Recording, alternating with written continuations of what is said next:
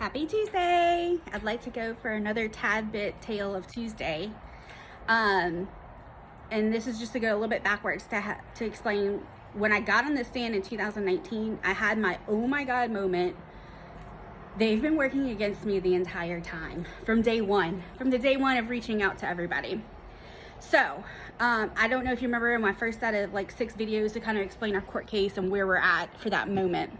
But if you remember, I said Warren Crockett, he was my city council member for my district where I live. And he actually lived right around the corner too. And when I reached out to him through email, he set up a time to come meet me at my house. To give a little background story, he and his past wife, because she did pass away, which is very sad, grew up with my aunt and uncle here in Slidell. Like, for lack of a better word, they were best friends because they have monthly, or really sometimes weekly, group dinner dates. Like, they just do a lot of stuff together. So it's not like he didn't know who they were. He's seen me grow up as a child, so he knew who I was as well. But anyway, he came to the property, he saw it. He saw how bad it was. I had sent him pictures from the first time we had started seeing something, because like every time it rained, it was like this fault line was opening up. It's the best way I can describe it, is it looked like a fault line on the side wall of the house. There was like this separation, and then as well in the yard area, it started separating and dropping as well. So I didn't know what I was looking at, but I knew what I was looking at wasn't right, and it had to be related to the W14 drainage canal. But at the end of him leaving, he said, look, like, you know, this is government. This is small town government. This is government. You know, they work slow. The way it works here too is you got to work behind the scenes, like, and it's going to take a long time. And I was like, well, at the end, I'm like, well, what do I do? Like, I have an infant at home, like a newborn basically.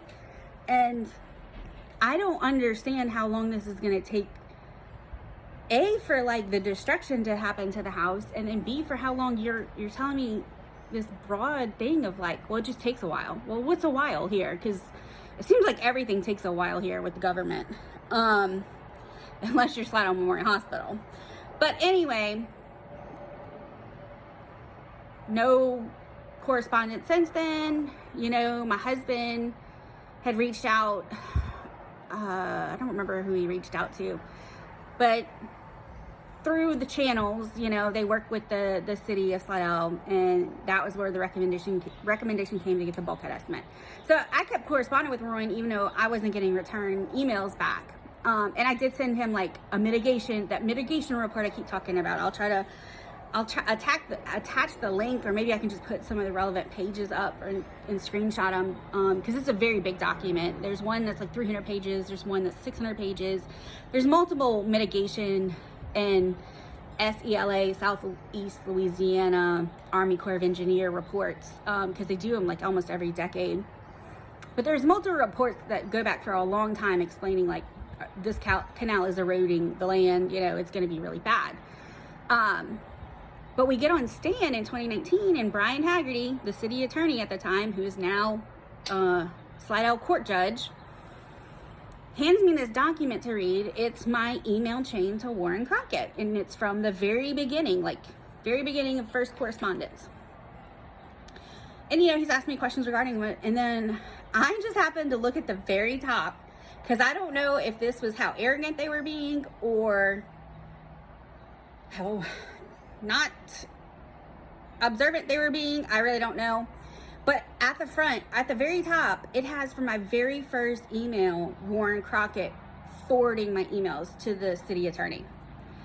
He didn't like write anything in it, but he was forwarding to them. So clearly they were working against me from day one.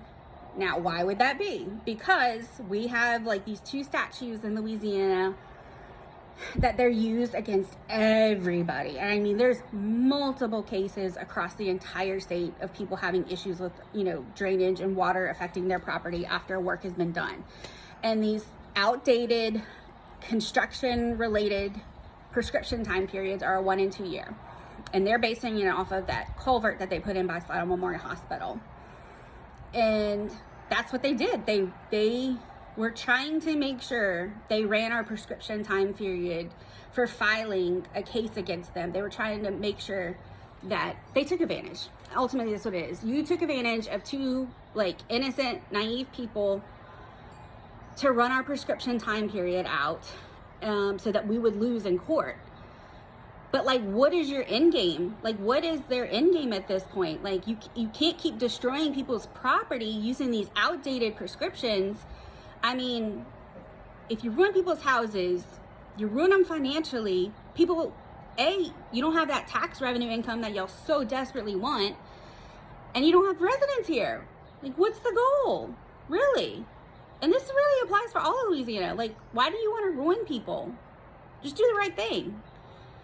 And, you know, I have to say, my aunt and uncle, like, they are very outstanding people. If anybody's ever met them, I know they don't have a bad word to say about them.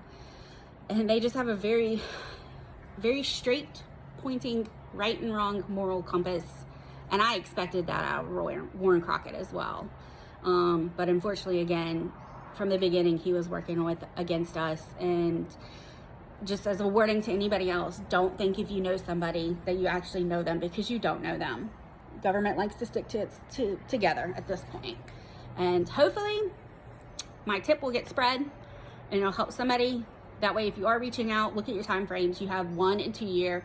You have a 3 year with the third statute, but you need to let your attorney know, because it's not a very well known one with the inverse condemnation. So, all right, happy Tip Tuesday. Y'all have a great day. And if you have any questions, of course, ask. You can message me, whatever's easier. Bye.